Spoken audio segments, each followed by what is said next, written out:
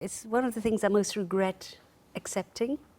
I did return it over the Iraq War, but it's so easy. I can't describe to you how easy it is to feel incredibly foolishly flattered, that you will be more precious and important than the others. It was only an MBE as well, but actually. I know they gave me the lowest of the low, but even so, you know, it's so easy. So I do understand what it means. But did it mean a lot to you when you got the knighthood, when you were knighted in the resignation honours, the Thatcher resignation at Lord Bell? What did that mean to you? I was extremely grateful and very flattered, and it meant a great deal to me. Still does. Doesn't mean anything to anybody else, but so what? What did you get it for, do you think? I got it for services to the former Prime Minister, so the Queen announced when I went and got it. And then I worked for her for 15 years for nothing, and I thoroughly enjoyed myself, had a wonderful time.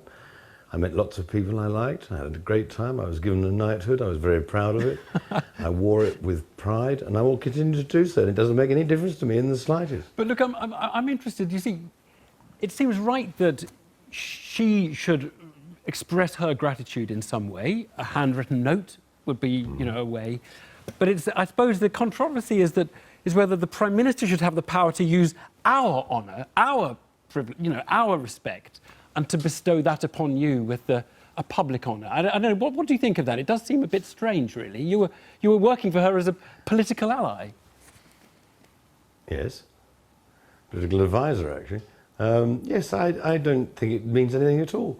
It's like being given a box of chocolates. It doesn't carry any weight whatsoever. Now, the peerage is slightly different, because the peerage I get the chance to speak in the legislature, and I can talk about laws, and I can help pass laws, help end laws. That's a different concept, but I was elected as a working peer, which means I was part of the vote fodder in the House of Lords, and that's another job, and I get paid for it. Well, that is... I'm in the...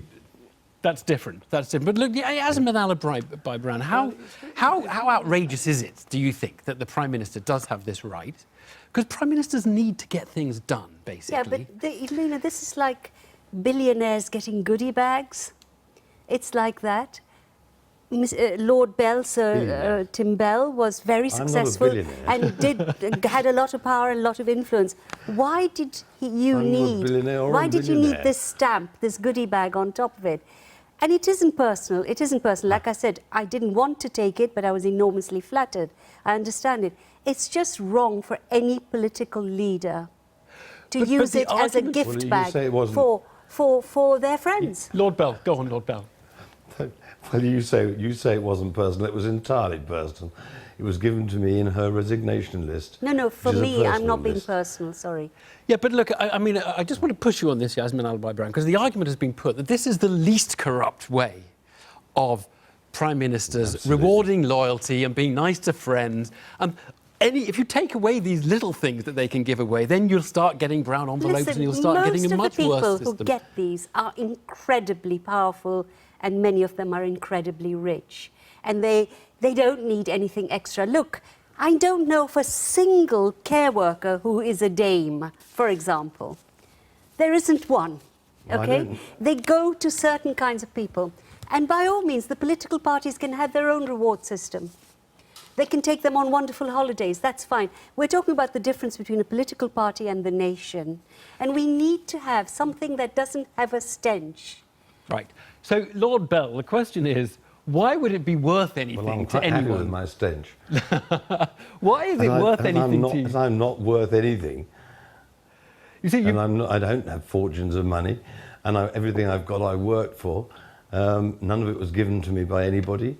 I don't see any of the argument at all. But just explain to me. You can have an envy argument, but it's pointless. But just explain to me whether it, in your experience, does it really actually motivate people? You're a backbench MP, you've been a bit of a troublemaker in the past, and then the Prime Minister wants you to come on side and says, come on, matey.